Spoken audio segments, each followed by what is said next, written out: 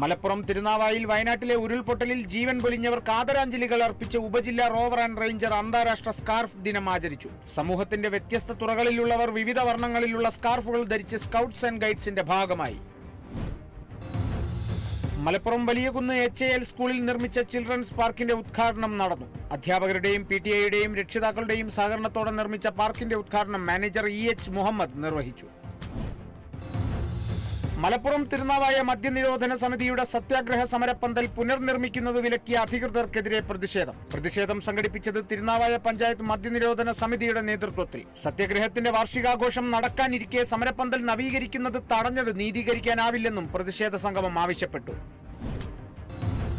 തൃശൂർ തേക്കിൻകാട് മൈതാനിയിൽ തലമൊട്ടയടിച്ചവരുടെ സംഗമം സംഘടിപ്പിച്ചു. തെക്കേ ഗോപുരനടയിൽ നടന്ന സംഗമം സംഘടിപ്പിച്ചത് സ്റ്റാൻഡപ്പ് കൊമേഡിയൻ സജീഷ് കുട്ടനെല്ലൂരിന്റെ നേതൃത്വത്തിൽ. ആഗോള സംഘടനയായി വളർത്തിയെടുക്കാനാണ് ലക്ഷ്യമെന്നും സംഘാടകൻ.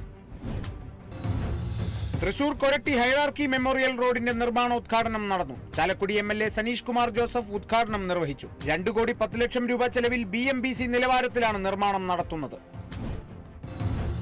തൃശൂർ വെളുത്തൂർ നമ്പോർക്കാവ് ഭഗവതി ക്ഷേത്രത്തിൽ ആനയൂട്ട് നടന്നു. തന്ത്രി പഴങ്ങാമ്പറമ്പ് കൃഷ്ണൻ നമ്പൂതിരി ഗജപൂജയ്ക്ക് കാർമ്മികത്വം വഹിച്ചു. ഗജപൂജയ്ക്ക് 5 ആനകൾ പങ്കെടുത്തു.